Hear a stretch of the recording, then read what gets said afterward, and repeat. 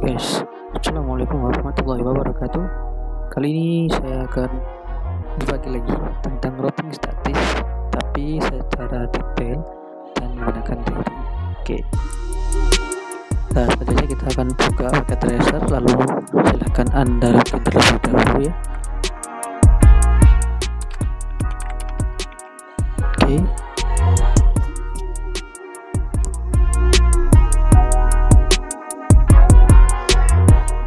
Jika tidak punya akun Cisco, silakan untuk ke Ghost Login lalu menunggu sekitar 2-10 detikan.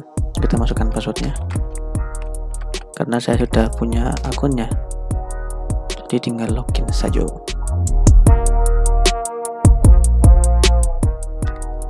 Oke, mungkin ini koneksinya buruk.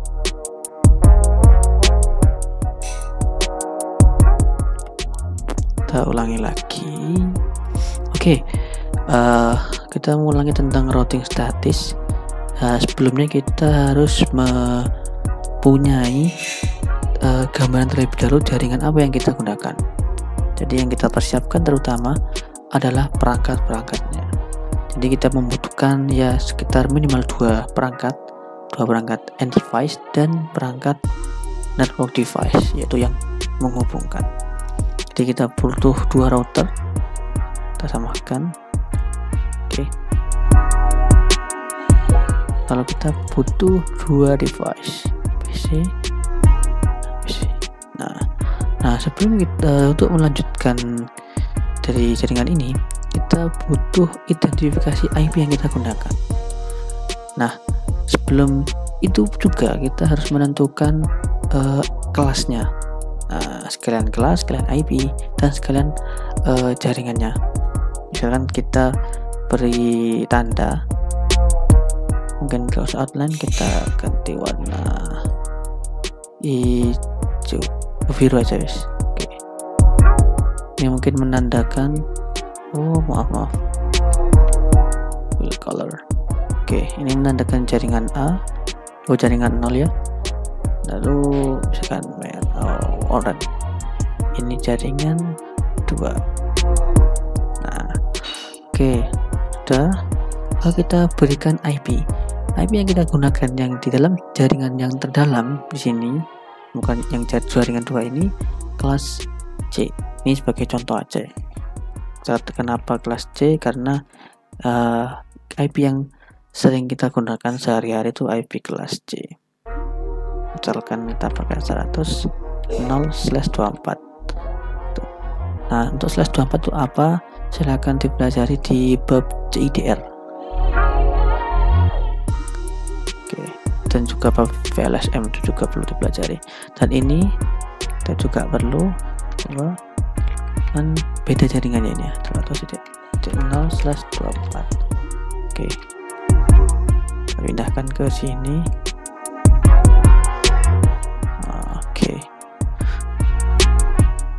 Lalu setelah itu kita menentukan jaringan antar router. Nah, jadi lebih baiknya juga kita berikan keterangan di sini. Tanda lah.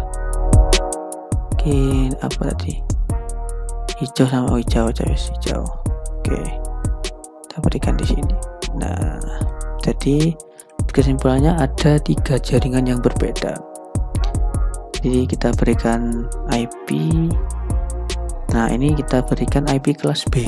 Nah, kenapa kelas B? Biar mempermudah kita dalam mengkonfigurasi. Misalkan kita contoh 172.16.10.0/30. Nah, kenapa 30? Karena /30 hanya memiliki 4 user yang aktif dan yang bisa digunakan hanya 2, karena 2 sisanya adalah sebagai broadcast dan sebagai network. Oke, kita pindahkan di tengah. Nah, oke. Lalu kita coba tuliskan satu persatu. PC 1.0 kita berikan IP, lalu routernya juga kita berikan IP sesuai dengan yang kita berikan tadi. Oke, misalkan ini 192.168, karena itu 100 kita berikan 100.2/24. Maaf. 31/24. Lalu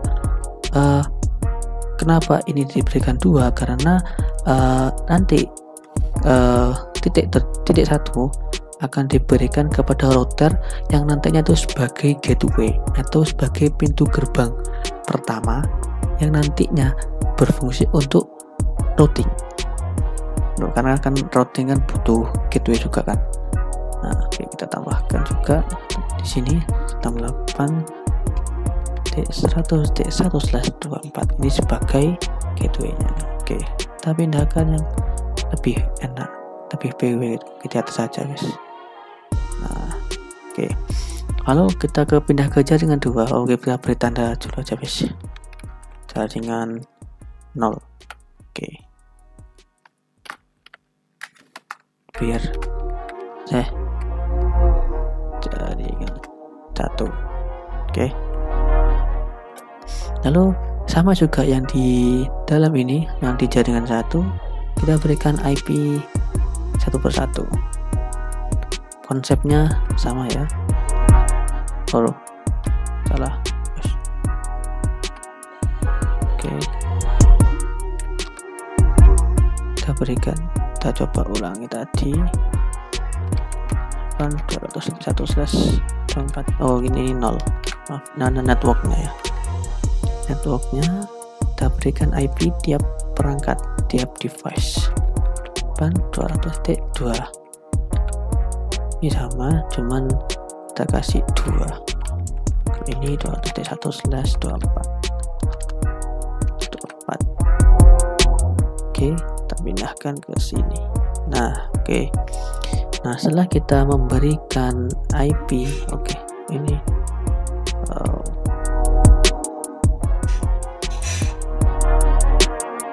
ini biar di depan sebenarnya. Kita berikan.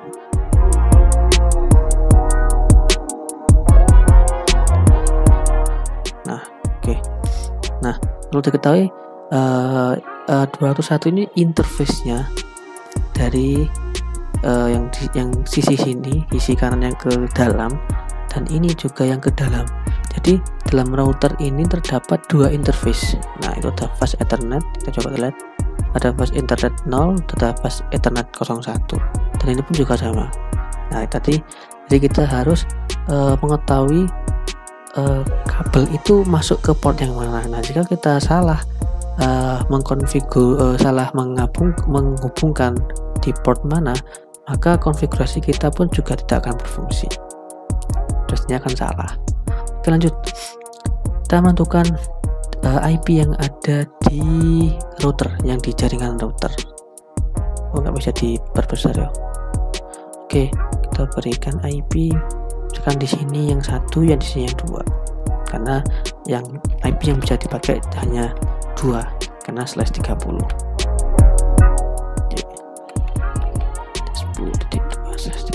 Oke, kita pindahkan di sini. Mungkin ini terlalu kecil ya sebenarnya, tapi nggak apa-apa lah.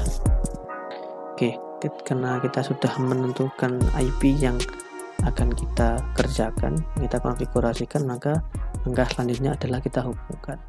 Kita menghubungkan lewat di sini connection. Kita pilih kabel yang sesuai dengan perangkatnya. Kita coba menggunakan crossover semuanya. Nah, karena ini 0 tadi, kita ulangi ya. Karena ini yang aktif factor 0, maka di sini kita berikan ke 0 juga. Mungkin ini terserah, maupun terserah mau ke 01 ataupun 00, ini maksudnya pas Ethernet yang ini. Namun dipermudah lah, untuk mempermudah kita biar enggak bingung nantinya. Mungkin bisa begini kan nih, si kursor arahkan ke garis-garis, nanti akan keluar untuk FA0 dan FA0. Tapi yang tadi itu hanya mempermudah penghafalan saja kita, karena ini lanjut saja. Ini juga kita sambungkan, lalu di sini juga kita sambungkan. Oke. Nah, ini kenapa merah? Karena di router sini interface-nya belum hidup, coba kita lihat ya. Nah, linknya masih down. Kenapa? Karena masih perangkatnya ini port yang ada dia masih mati. Kita hidupkan, coba di karena dua-duanya kita hidupkan. Nah, dia otomatis berubah menjadi hijau. Dan ini pun juga. Oke, dia ini belum, karena yang di sini juga belum dihidupkan. Di sini kita hidupkan terlebih dahulu. Hidupkan. Nah, sudah kita hidup semua. Lalu karena ini jaringan statis, maka kita harus memberikan IP di tiap masing-masing device secara manual. Nah, kita berikan sesuai yang kita tentukan tadi. Masuk ke PC, kita klik, masuk ke IP configuration, kita masukkan IP-nya. 100.2 subnetnya otomatis karena /24. Lalu untuk default gateway-nya kita masukkan yang tadi, yang ini. Untuk selanjutnya, ketika kita sudah mengkonfigurasinya, maksudnya diinstal dulu, instalasi dulu kan. Jadi kalau di dunia nyata itu kan kita memasang-masang perangkat-perangkat, memasang kabel, itu termasuk konfigurasi, instalasi, bukan konfigurasi ya. Oke, ini tadi hilang, saya ganti dulu. Sudah benar? Oh belum, fill color aja. Oke, nah oke. Setelah itu kita masuk ke konfigurasi. Yang pertama kita masuk ke PC02 ini, kita berikan IP sesuai dengan yang kita tadi berikan. Oh ternyata sudah ya. Oh, maaf saya lupa. Ini sudah. Oke. Jadi ini masih tadi yang masih ini aja.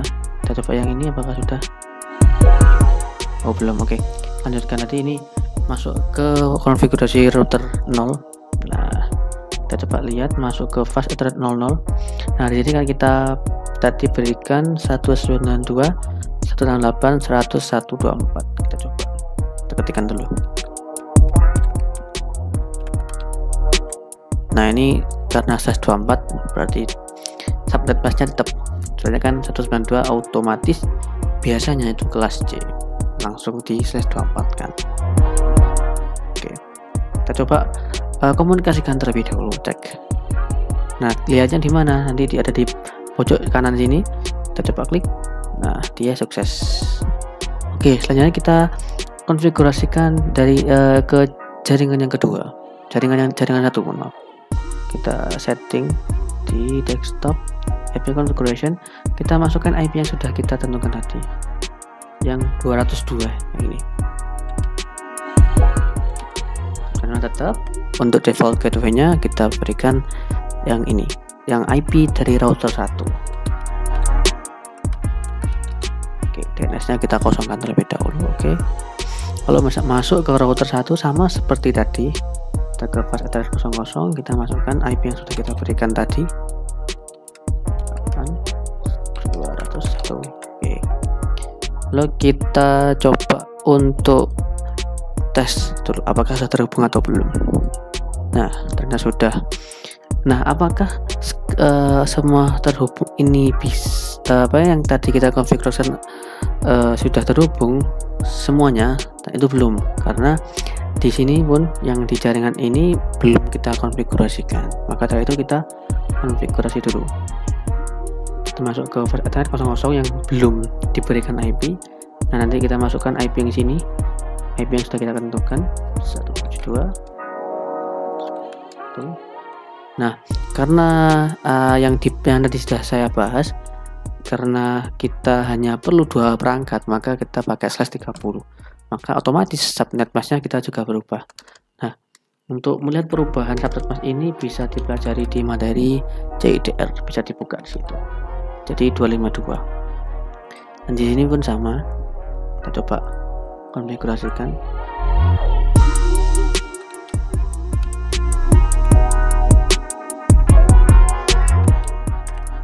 Ini kita rubah juga. Oke. Kita tes apakah sudah terhubung atau belum. Oke, masih valid. Ini masih loading biasanya. Oke, kita lihat dulu, kita cek 16.11. Oke, 16.22. Oke, harusnya ini sudah bisa terhubung. Mungkin masih loading. Oke, sudah bisa. Nah, sekarang apakah konfigurasi saat ini bisa terhubung antara PS0 dan PS1? Jawabannya belum, karena kita belum setting routing statiknya. Nah, maka dari itu kita coba konfigurasi routing statik. Kita masuk ke router, lalu masuk ke config, kita masuk ke statik. Nah, karena materi ini statik ya, masukkan network tujuan yang mau kita routekan, yang mau kita cari jalannya.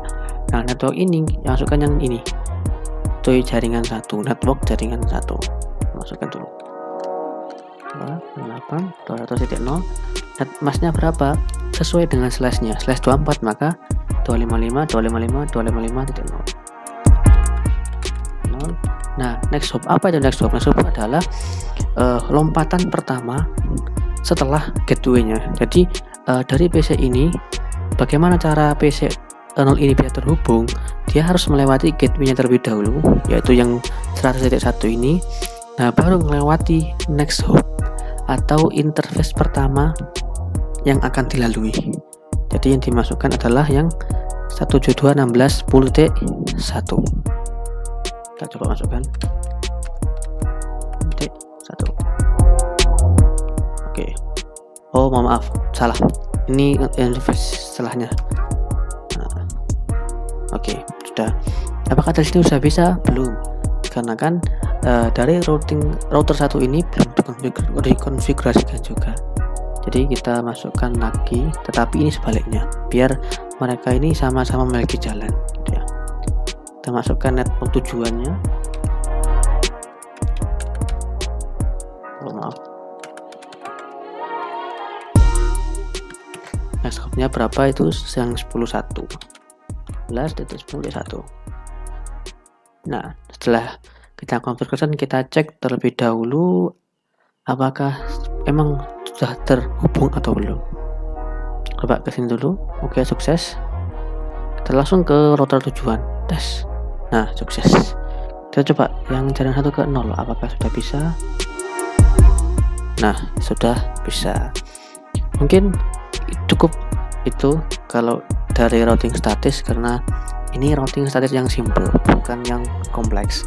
Nah, kebanyakan ketika jaringan itu berstatus kompleks, dia tidak menggunakan routing statis tetapi menggunakan routing dinamis. Cara routing dinamis bisa dipelajari di materi yang ada di internet juga bisa. Nanti video-video selanjutnya nanti akan dibahas juga tentang routing dinamis yang kompleks, tapi saya akan menjelaskan yang dasar-dasar terlebih dahulu sebelum masuk ke yang kompleks. Mungkin cukup dari itu. Terima kasih. Sekian. Wassalamualaikum warahmatullahi wabarakatuh. Semoga bermanfaat. Oke.